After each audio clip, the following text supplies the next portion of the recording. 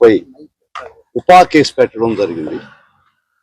దానిలో ఈరోజు custody petition వేయడం జరిగింది. వాళ్ళు పోలీస్ కస్టడీ కావాలి. తర్వాత పిటిషన్ ఫైల్ చేశారు. ఈరోజు ఆర్గ్యుమెంట్కి వచ్చింది. కానీ వారు ఈరోజు రాలేదు. ప్రాసిక్యూషన్ వారు ఈరోజు రాలేదు. నేను వచ్చినాను ఆర్గ్యుమెంట్ చెప్పడానికి ఈ రావణ్ తరఫున. ప్రాసిక్యూషన్ వారు స్టేట్ తరఫున ఆర్గ్యుమెంట్ చెప్పడానికి ఈరోజు రాలేదు. ఆ పరిస్థితిలో గౌరవ కోర్టు వారు మంగళవారానికి వాయిదా వేయడం జరిగింది.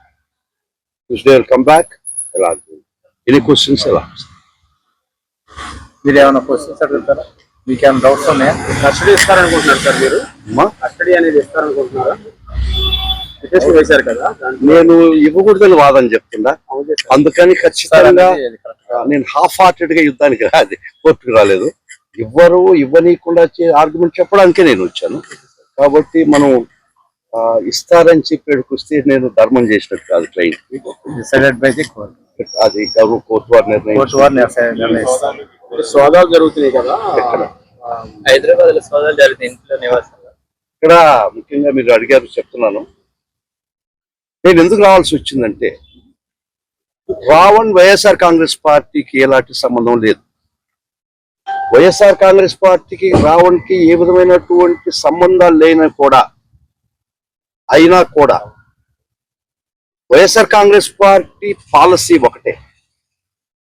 ఈ రాజ్య హింస ఎవరి మీద జరిగినా, ఎప్పుడు జరిగినా, ఎక్కడ జరిగినా ఆ అభాగ్యుల పక్కన నిలబడాలా అనే ఒక పాలసీని అనుసరించే ప్రొఫెషనల్ గా నేను వచ్చాను.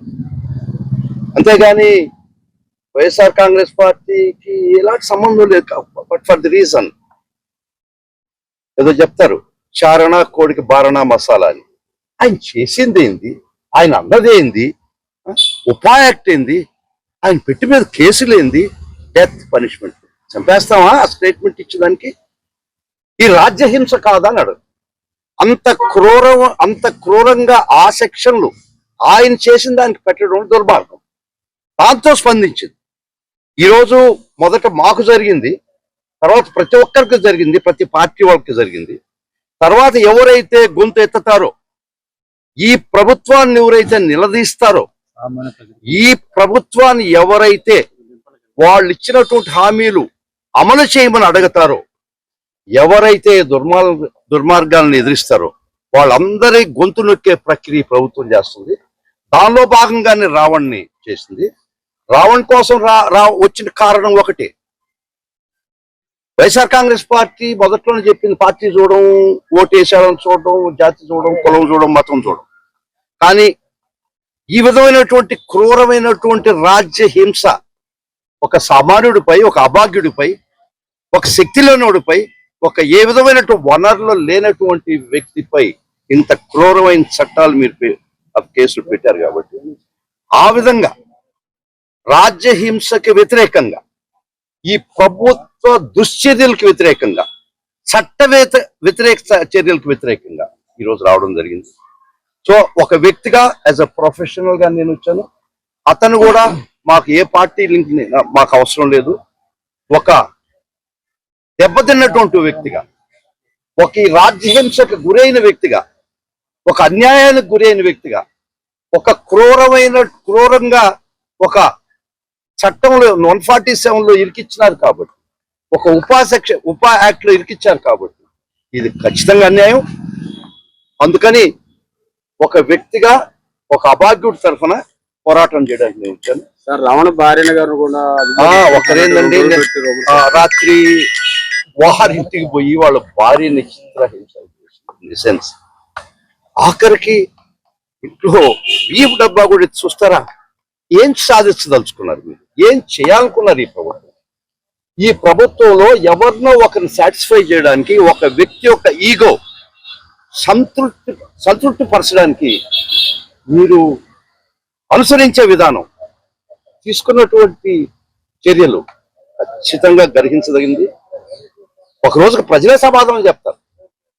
ఈ విధమైనటువంటి నియంతృత్వ పాలనలో, నియంతృత్వ పోకడలో, ప్రజాస్వామ్యంలో దీనికి తావులేదని చెప్పడానికే వచ్చాము మేము. ఈ ప్రజాస్వామ్యబద్ధంగా ఎన్నికైనటువంటి ప్రభుత్వం, ప్రజాస్వామ్యబద్ధంగా రకరకాల విన్యాసాలతో అధికారంకి వచ్చిన ప్రభుత్వం. ఒక్కసారి వారికి గుర్తు చేయదలుచుకున్నాను, చరిత్రలో ఏ నియంత కూడా ఎల్లకాలం లేడు, ఇది వాస్తవం. కాబట్టి ప్రజాస్వామ్యబద్ధంగా మీరేమైనా అఫెన్స్ ఉంటే కేసులు పెట్టుకుందా, వాటికి మేము రాలేదు. మరి దుర్మార్గంగా ఉపా కేసు పెట్టి దుర్మార్గంగా మీరు ప్రవర్తించారు కాబట్టి, ఒక క్రూరంగా ఒక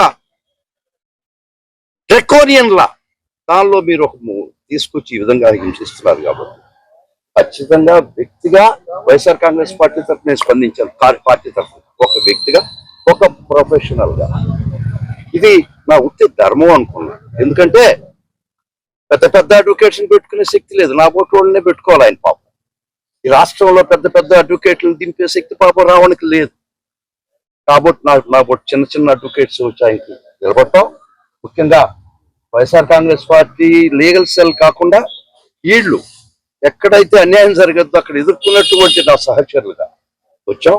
ఖచ్చితంగా మంగళవారం వస్తాం. మా ప్రయత్నం అంటే మేము చేస్తాం.